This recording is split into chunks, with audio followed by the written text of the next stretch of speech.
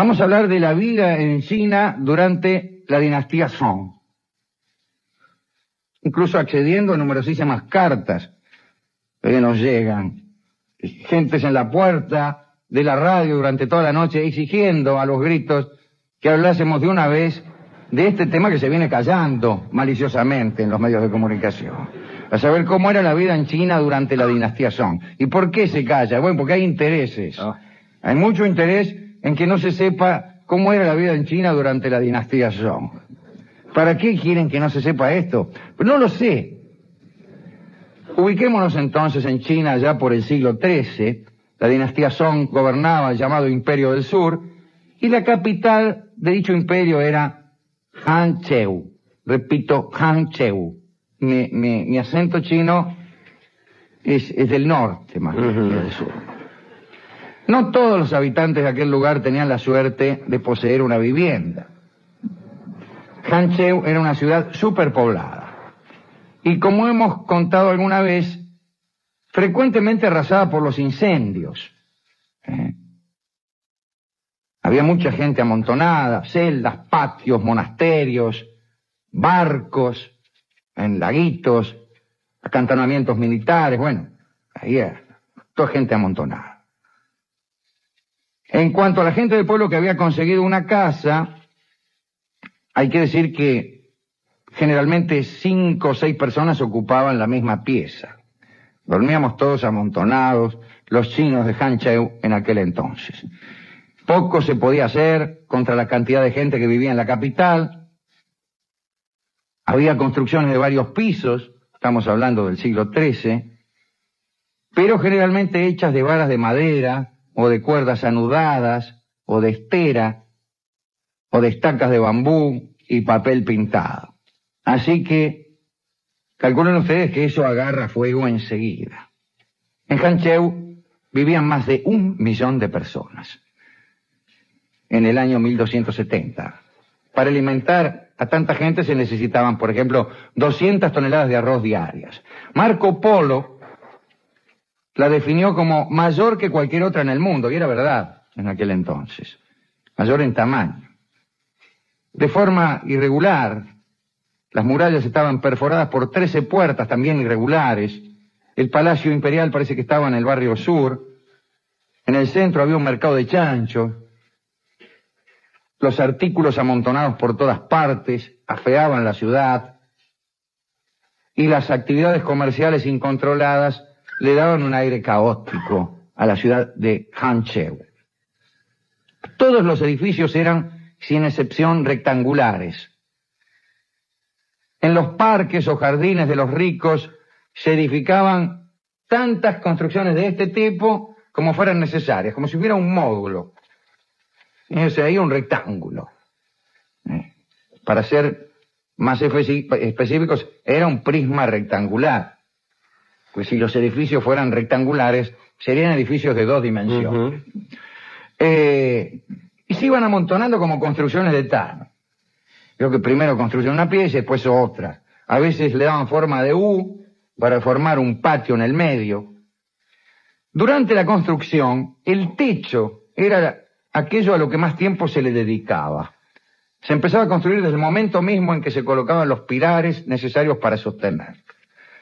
Siempre a 2 aguas, descansaban sobre una combinación de vigas y troneras que en los edificios más hermosos parecían sostenidos en el aire.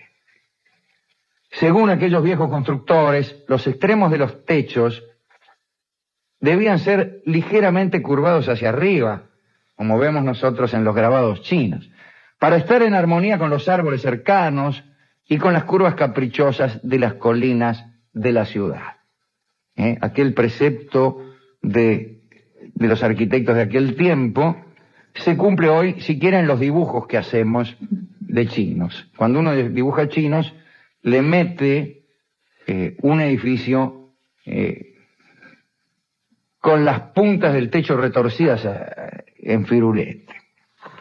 Pero estos techos de puntas curvas estaban reservados por ordenanza municipal a las residencias de las personas de la alta sociedad y a los edificios oficiales. Las casas populares y los techos de los comercios no se preocupaban por seguir esa costosa moda. Las casas de los ricos tenían el techo con firulete, las otras no.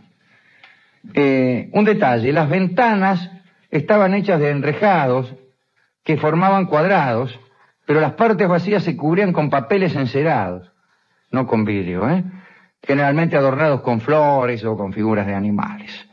Estos papeles se vendían en los mercados de Hancheu para decorar. Papel decorativo para las ventanas, tú pegabas ahí un dibujito.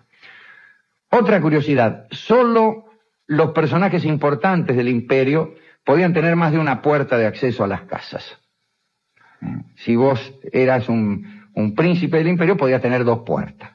Pero si eras un gil como yo, una puerta sola.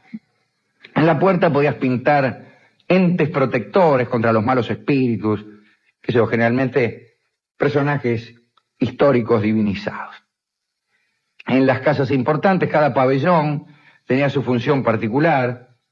Por ejemplo, tenían una pieza para poder admirar el claro de luna. Tipo, el bacán tenía muchos pabellones, muchas habitaciones. Un pabellón es algo más que una habitación, pero supongamos. Tenía uno para admirar el claro de luna. ¿Quiere admirar el claro de luna? Pase por acá. Otro para las sesiones musicales, otro para los banquetes, otro decorado en su interior con pinturas que representaban paisajes nevados. ¿Para qué? Para inducir el fresco en épocas de mucho calor. A falta de aire acondicionado, pintaban en el interior de las habitaciones paisajes nevados. Vos te metías, veías la nieve y decías, ¡qué fresco! Sí. En cambio, en el invierno, supongo yo, tendrían pabellones con otros dibujos de naturaleza ígnea, qué sé yo, fotos de dragones echando fuego por la boca, cosa de inducir al calor. El piso estaba recubierto de ladrillos esmaltados, una especie de cerámica. Sin embargo, aparecen las crónicas que en algunas residencias había un piso parecido al de parqué, ¿no? Y tenía este piso incrustaciones de flores de plata. ¡Anda llevando! Un parqué con incrustaciones de flores de plata, que era sin embargo levantado por los peronistas para hacer asado. En el interior... Pisen con cuidado, muchachos. Claro. Guarda. En el interior de las casas no había sillas. Pero mirá vos, tanta guita que tenemos, mucho pabellón para mirar la luna, pero la tenemos que mirar de parado. Lo gastamos toda la guita en el parque. Claro. Siempre han sido caras las sillas. Lo que sucede es que estos objetos no llegaron a la China hasta 2 o 3 siglos después. Llegaron desde la India, a través del Asia Central, allá por el 1500. No se usaban sillas. No. Las camas, esto es curioso, por un decreto imperial, estaban reservadas solo al emperador. El único que usaba cama era el emperador. Los demás dormíamos en el suelo. Recién se popularizaron junto con las sillas, allá por el 1500, las catreras. Los jardines y los estanques eran tan importantes como las viviendas. Un poeta de aquellos tiempos llamado Po Qiu-ji, repito, Po Qiu-ji con mi acento del norte, recomendaba para una residencia bien concebida que se reservara exactamente una 1/6 parte de la superficie total de la casa, mitad para los estanques. No, esto está mal. Una 1/6 parte, digo, para la vivienda, será. Bueno, no sé. Nuestro cronista no ha sido muy explícito aquí. De todos modos, no importa si era un 1/6 o un 1/5. Quiero decir que le daban mucha importancia a los jardines. En los jardines había arroyos, caídas de agua, flores exóticas. Ahí en Hancheu, los floristas cultivaban 60 especies de crisantemos.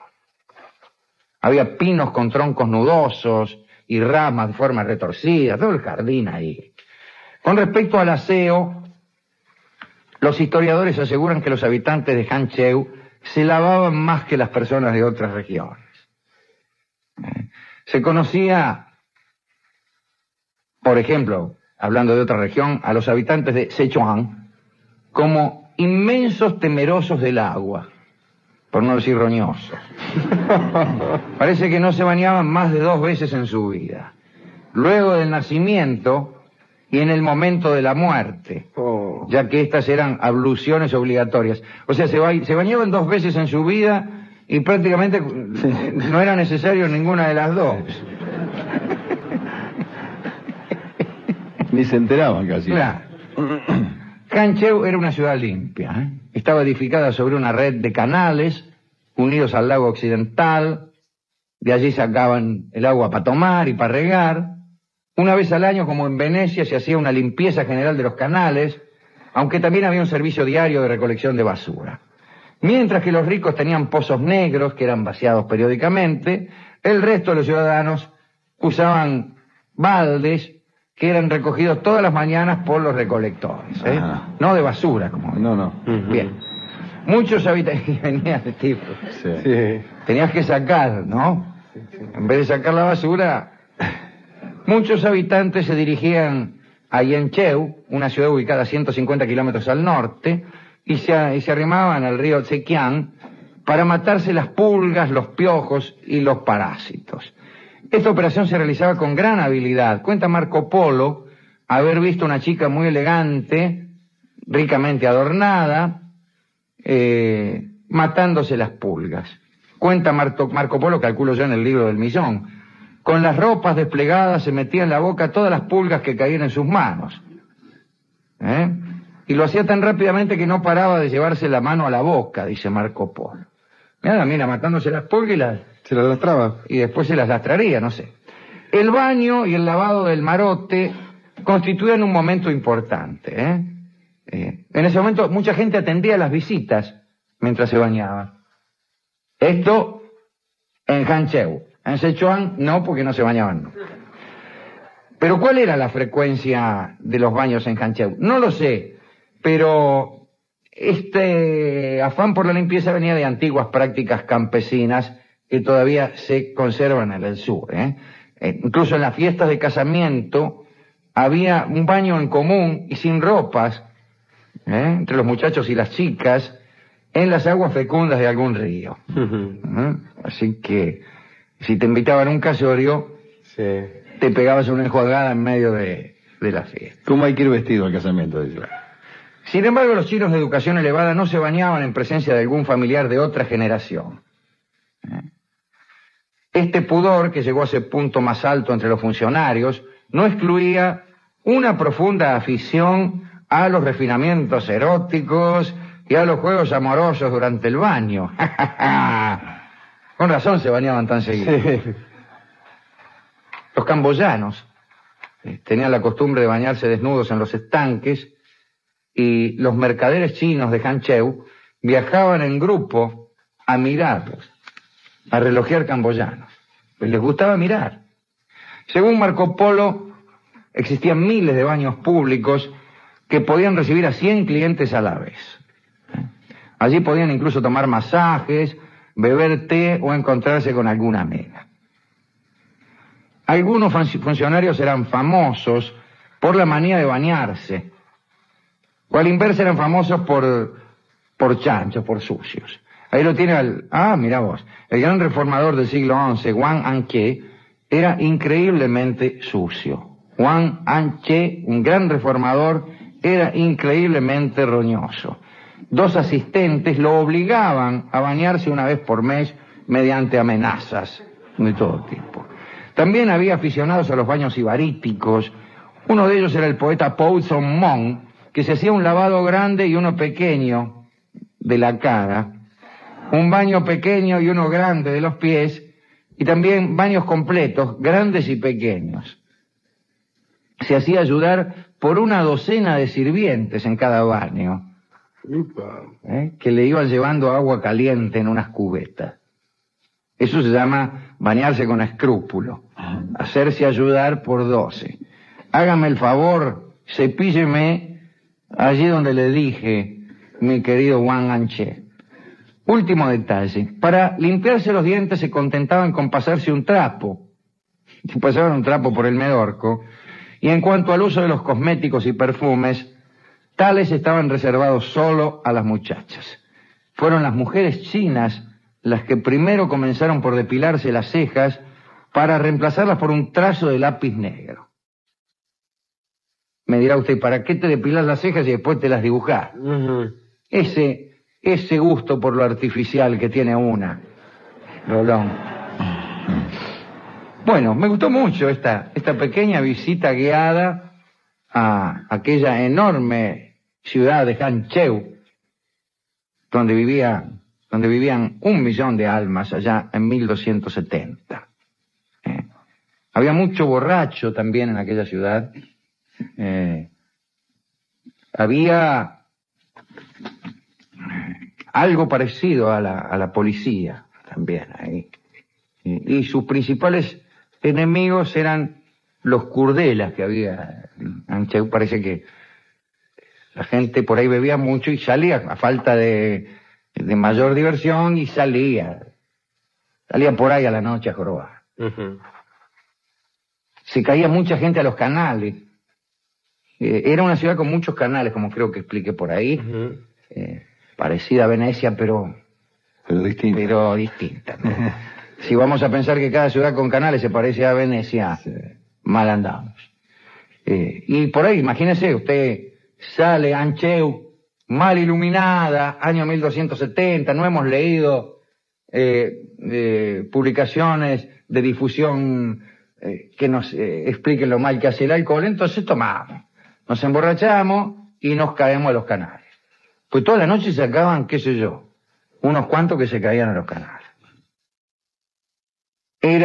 No era un lugar hermoso, era más bien quizá el primer ejemplo en la historia de ciudad con problemas de gran metrópoli. El hacinamiento, problemas sanitarios gravísimos y también el problema de la vivienda, problema de la gente que anda por ahí. Bueno, ¿a quién podemos dedicar esto? Bueno, a los de Hancheu que se limpiaban mucho, a los limpios. Sí, que iban a esas fiestas de casorio también lindas. Y claro, a los camboyanos que lejos de la China, por cierto, pero que se bañaban en los estanques, y a los de Hancheu que en los casorios aprovechaban para enjuagarse. Siempre la limpieza nos produce un agrado, y cuando esa limpieza va acompañada por un cierto erotismo, por una cierta picardía, por unas muchachas, por una fiesta, por un casamiento y por un poco de música, bueno, siempre nos pone muy contentos. ¿Qué le parece? Casi le da gana a uno de bañarse seguido. Sí, señor. Y también a aquellos arquitectos que casi para siempre acuñaron esa forma del techo retorcida hacia arriba, que es característica en los dibujos que hacemos nosotros y que pretenden ser chinos. A esos arquitectos que buscaban imitar a la naturaleza y que tenían un prurito de hermosura, también le dedicamos esta charlita, a los arquitectos que hacían aquellas casas.